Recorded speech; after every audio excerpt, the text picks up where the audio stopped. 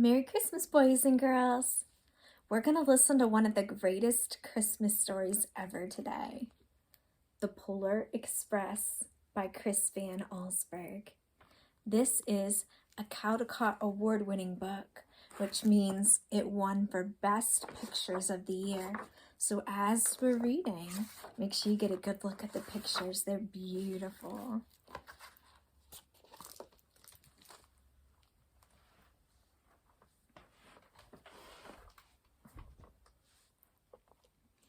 On Christmas Eve, many years ago, I lay quietly in bed. I did not rustle the sheets.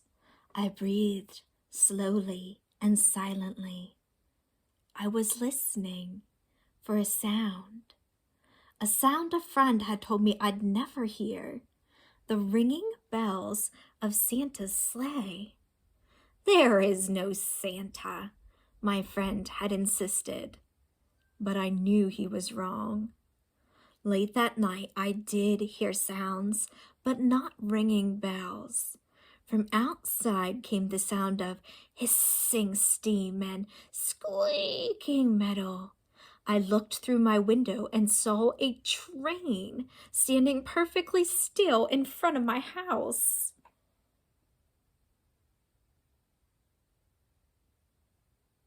How would you feel if you saw that outside your house? It'd be pretty shocking.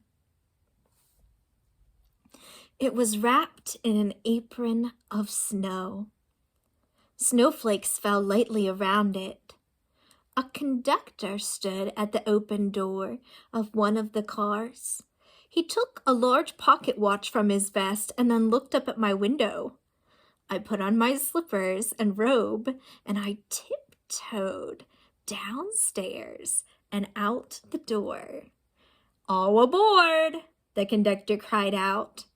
I ran up to him. "Well," he said, "are you coming?" "Where?" I asked. "Why, to the North Pole, of course," was his answer. "This is the Polar Express." I took his outstretched hand, and he pulled me on board.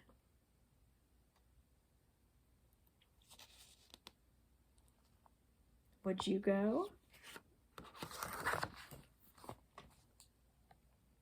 The train was filled with other children, all in their pajamas and nightgowns. We sang Christmas carols and ate candies with nougat centers as white as snow. We drank hot cocoa as thick and rich as a melted chocolate bar. Outside, the lights of towns and villages flickered in the distance as the Polar Express raced northward.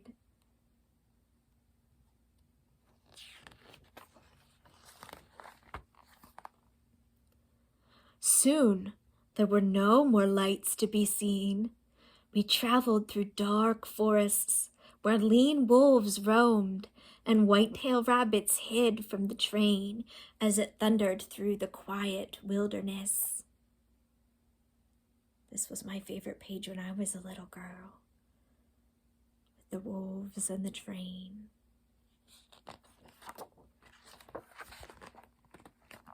We climbed mountains so high it seemed as if we would scrape the moon. But the Polar Express never slowed down. Faster and faster we ran along, rolling over peaks and through valleys like a car on a roller coaster.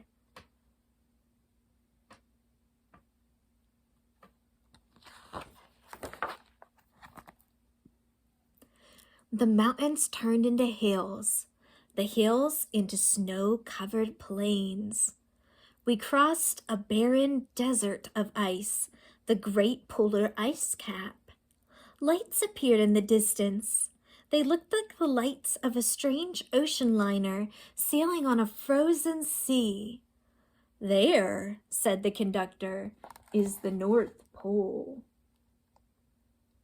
An ocean liner is a big boat, so these lights of the North Pole look like a big boat on a frozen sea.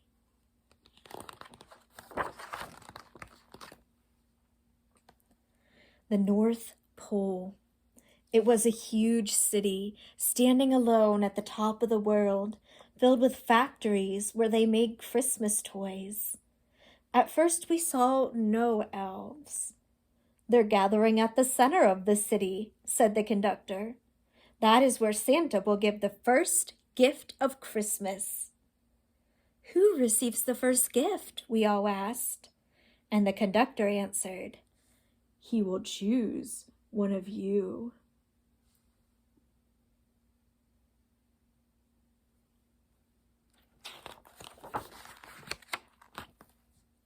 "Look!"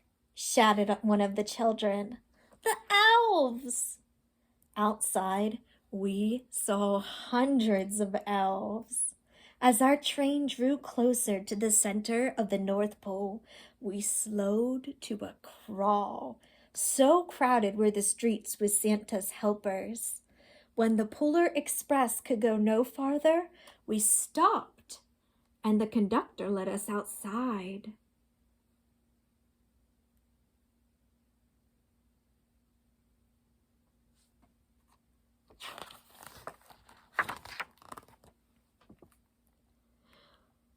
We pressed through the crowd to the edge of a large open circle.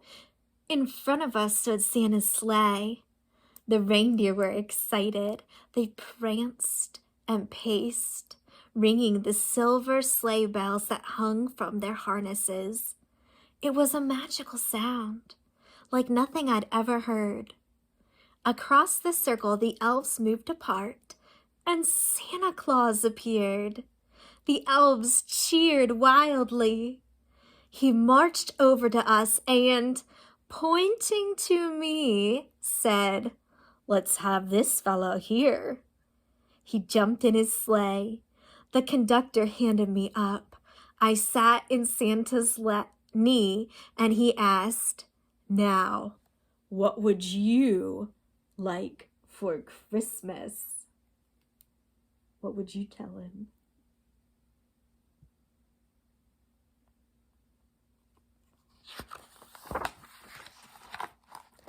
I knew I could have any gift I could imagine.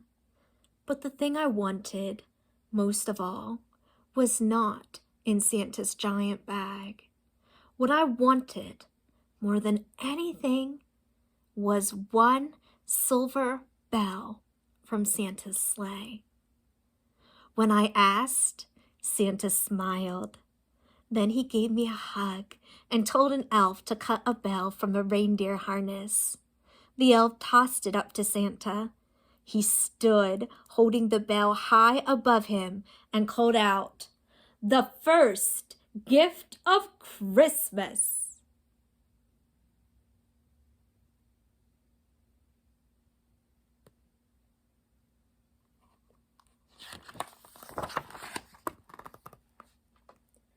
A clock struck midnight as the elves roared their approval. Santa handed the bell to me, and I put it in my bathrobe pocket. The conductor helped me down from the sleigh. Santa shouted out the reindeers' names and cracked his whip. His team charged forward and climbed into the air. Santa circled once above us and then disappeared into the cold, dark polar sky.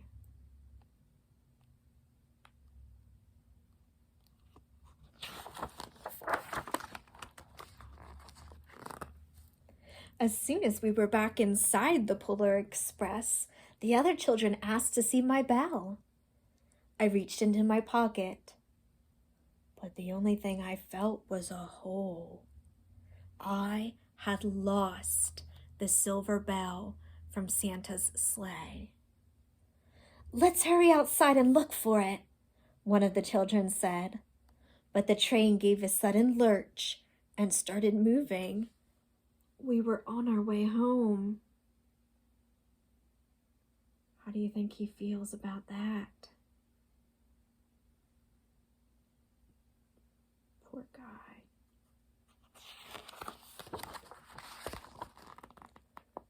It broke my heart to lose that bell. When the train reached my house, I sadly left the other children. I stood at my doorway and waved goodbye. The conductor said something from the moving train, but I couldn't hear him. "What?" I called out. He cupped his hands around his mouth. "Merry Christmas," he shouted. The Polar Express let out a long blast from its whistle and sped away.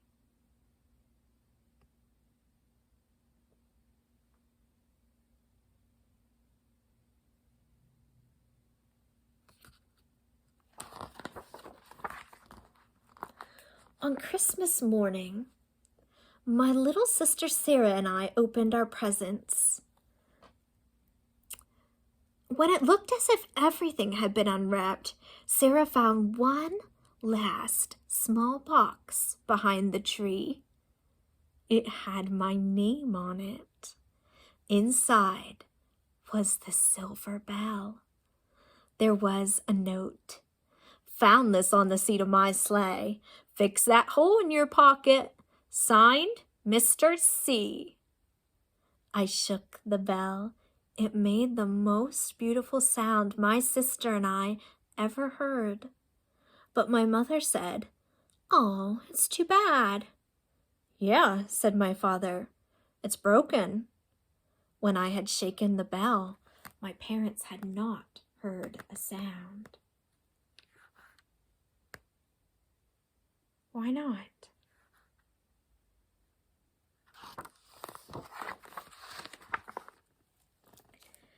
At one time, most of my friends could hear the bell, but as the years passed, it fell silent for all of them. Even Sarah found one Christmas that she could no longer hear its sweet sound. Although I've grown old, the bell still rings for me, as it does for all who truly believe.